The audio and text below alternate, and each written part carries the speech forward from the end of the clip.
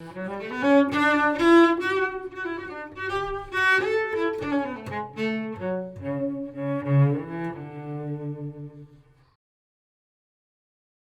is me, but this is a digital version of me right now. It's not a pre-recorded animation that I got really good at following. I can do anything, and it follows me. The suit that I'm wearing is taking data, sending it to a computer just over there that is animating the character you were seeing all in real time. This is motion capture live on stage. In my creative career, I have worn many hats. I am a composer, a voice actor, a motion capture director, an actor and designer, a projection designer, the list goes on and on. But the one thing that has always been at the center of it all is story. How can I tell compelling stories in interesting ways? There have been a lot of things that have really piqued my interest, like music and how diverse it is and how much it can convey without words or any visuals, or how much it can do with so little. Or motion capture, after watching things like Lord of the Rings or Avatar or Planet of the Apes and seeing how much you can connect with a character that's not real. I'm always trying to find ways to combine old and new mediums, much like the opening animation you just saw. Classical music, acoustically composed and performed, combined with visuals made using state-of-the-art technology. A motion capture animated character in an animated world, all coming together to celebrate the history, art, and architecture of El Paso. Old and new combining to create something greater than the sum of their parts. While it's very exciting to be able to combine these mediums ahead of time for something that you can see like you saw today, what you're seeing now is the next leap forward. And when I say what you're seeing now, I'm not referring to motion capture itself. Motion capture, or Mocap, as you'll hear it commonly called, has been around for years, decades even. The exciting advancement is seeing how much technology has progressed and how accessible it has become so that it is able to be used in a live projected environment like this, giving storytellers unprecedented new opportunities for visual storytelling. But what is motion capture? One quick disclaimer, today we're going to look at it specifically through the lens of the entertainment industry. There are many other industries that it's used in engineering and kinesiology and sports science and lots of other places. But today we're going to look at it specifically how it's used to create compelling characters. So what is it? The long and short of it is motion capture is the process of taking some form of data and using that data to drive a digital skeleton that drives an animated character. What you're seeing right now is one of the two predominant forms of motion capture in the industry. It's an inertial-based system where the suit that I'm wearing is tracking rotational changes that is all communicating with each other to drive this character. The other predominant form of motion capture is a camera-based system where infrared cameras shoot light at small reflective markers on an actor's body that is bounced back and a skeleton is built within. If you've seen any behind-the-scenes footage of film or video games that use motion capture, you're most likely seeing some form of that version. But despite what system you're using, really what it boils down to is motion capture is just a tool. It's a very powerful tool, arguably the most powerful tool, but it's just a tool for visual storytelling that's not worth anything if it's not used in the right context. Think of the last movie that you watched. Everything in that movie, if the movie was good, was included for the purpose of story. The lights, sets, acting, directing, editing, everything was there to serve a singular purpose. If motion capture was part of that puzzle, it was only a single piece.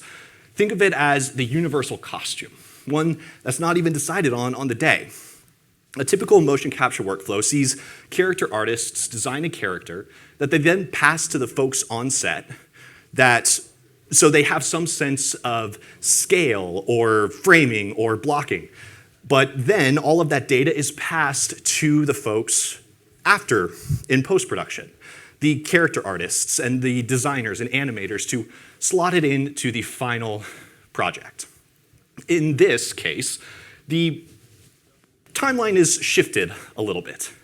because there is no opportunity for post-production. It's all happening in real time. So the work is shifted a little bit earlier, so it's all done beforehand. So it can stand alone without any post-production. Regardless of what system you're using and what the timeline is, the bottom line is it doesn't really matter if it's not used in the right context to contribute to the story being told. Take this character, for instance. He is a very default character that wouldn't fit into many stories by default. But with motion capture, we can change that with the push of a button. Now he is a much different character that tells a much different story. But I don't really like the environment he's in either, so I can change that too. The importance of this is the context of what the character is in to tell the story. In certain cases, the first environment may have been correct for this character, but it tells a much different story than this junk heap that he is in now. As a result, you can see how important it is for context, but not only what you're seeing on screen, but how it would fit into the stage production overall. It's all of the elements, not just the ones that are immediately apparent, that go to build a stronger story. But maybe I don't want this character for my production.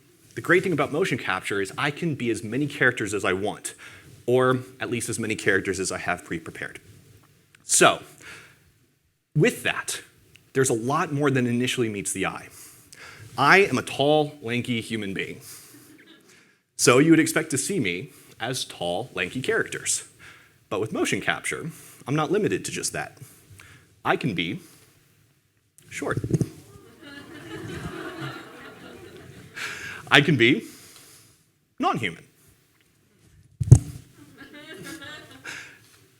Even female characters. With motion capture, the limitations for what a single person can be goes out the window. But so what? What does this do for us?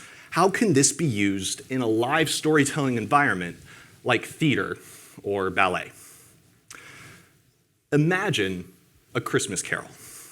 This is a classic story that everyone has heard in one form or another in their life.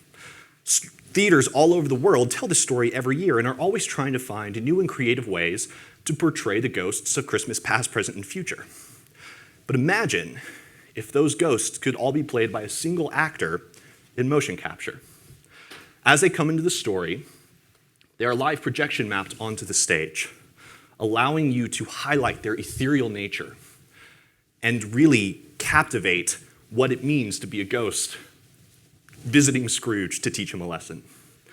Similar solutions have been achieved by pre-recording animations or actors just in video, but doing that, something is lost that you can maintain with motion capture. One of the most electric parts of live theater is the energy that is created by two actors working together on stage. By taking away one of those actors and having a pre-recorded video, you lose a little bit of that spark.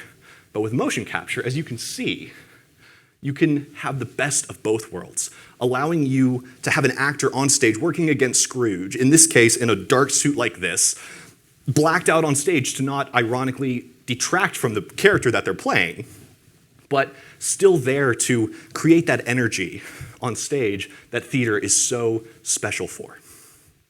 But sometimes you actually want to see the actor that's playing the character. Crazy, I know. But Mocap is a great candidate for that as well.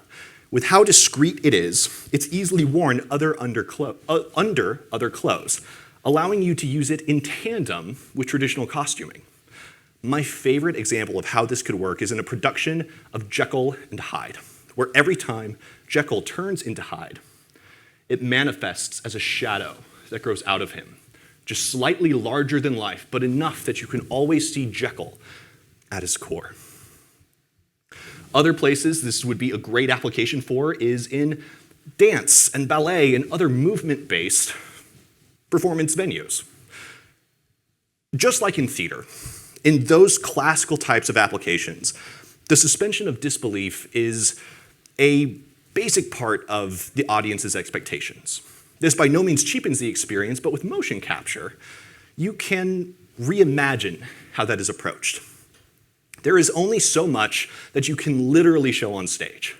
By giving directors and designers and performers the ability to create concrete visuals, you give them unprecedented new opportunity for how they approach telling a story. As a result, the director can have a lot more specificity in the story they leave the audience with without leaving it up to interpretation. That said, the other side of the same coin is the opportunity for further abstraction. The great thing about motion capture is you don't need a lot to convey complex emotions. Basic body language is so ingrained in our everyday perception that you don't need words in order to tell stories. All you need is movement. The power of motion capture as a medium is the ability to capitalize across the spectrum of this dichotomy. Because in certain cases, you want to be as specific as possible with the story you're telling. Other cases call for ambiguity and for the audience to interpret their own interpretation onto the characters. With this, since there is no one right way to tell a story, there's unprecedented amounts of choice with the stories to be told and how those stories can be accomplished. And the great thing about this is there's no shortage of stories that this would work for. Ghost stories from around the world, framed around friends sitting by a campfire telling these stories as the stories come to life around them. Works of mythology are a great candidate. The witches and phantoms of Shakespeare, the operatic tragedies, dozens of stories told countless times in new and dynamic ways. And there's something to be said about telling old stories in new and dynamic ways. There are countless classics that warrant not only the preservation they are often subject to, but revitalization, being reimagined for new generations in new and dynamic ways. The reason for this is because stories are fundamental building blocks. They're outlines to be expanded on. They're a fundamental part of the human experience, which sounds incredibly pretentious and convoluted, but it's true. And it's not just the storytellers, but the people hearing the stories. That's where stories come to life. It's everyone, not just me. Even writing was created for the purpose of telling stories, whether that was through histories or glorifying leaders or any form you can think of. But even before writing and literacy was widespread, people have been passing down stories through the oral tradition. Works like the Epic of Gilgamesh, the 1001 Arabian Nights, Canterbury Tales, Beowulf, so many from different cultures all over the world, passed along by storytellers. People sitting by a campfire, or sharing a meal, or on a dais in the town square acting it out for everyone to hear. This is no different. Imagine if Homer was delivering the Iliad to a group of people, but instead of just telling the story of a soldier, he could become the soldier himself. Imagine how much more immersed everyone would be. Now imagine if he wasn't just one soldier, but the entire army. These stories have been told for centuries for good reason, and really the only thing that has changed is the scale at what one person can accomplish. And the great thing about this is it opens up unprecedented new opportunities, because while storytelling continues to evolve, so too do the stories that can be told with them. There is no shortage of stories that this works with, but also so many stories that haven't been told yet, and maybe this is the opportunity for those to be told. But with all of this, like with most things, comes a grain of salt. Whenever a new technology is introduced to the world of theater or film, it is often sensationalized and overproduced. Think of the first 3D movies you saw. They were bad, right? They were so bad. Many of them were nothing more than an excuse for the character to throw something into the audience or reach through the screen to elicit a cheap reaction. So bad. That's the danger of a technology like this. Any storytelling medium should be there to bolster the story and not draw undue attention to itself. There is a saying in the world of sound design that if you notice the sound design, it wasn't good sound design. It should be there to bolster the story, immerse the audience, and not glorify itself. This is the exact same way. While it is a spectacle and should shine in its own right, it shouldn't take away from the story being told. But with that, even with that, the prospect is wildly exciting. To be able to dynamically change characters and costumes, many of which would be impossible to achieve on stage otherwise. And the untapped potential is immense. There is a world of possibility at our fingertips, and what you're seeing now is just the tip of the iceberg. While classical things like music and orchestra is what got me into storytelling, what has kept me in it for so long is seeing how stories and storytelling continues to evolve. To constantly be learning and growing is invigorating, and after seeing the potential on the horizon, the future has never been so bright. So while this is me, and that's me, and that's me, and that's me, and all of these folk are me, what this represents, stories, are all of us. Thank you.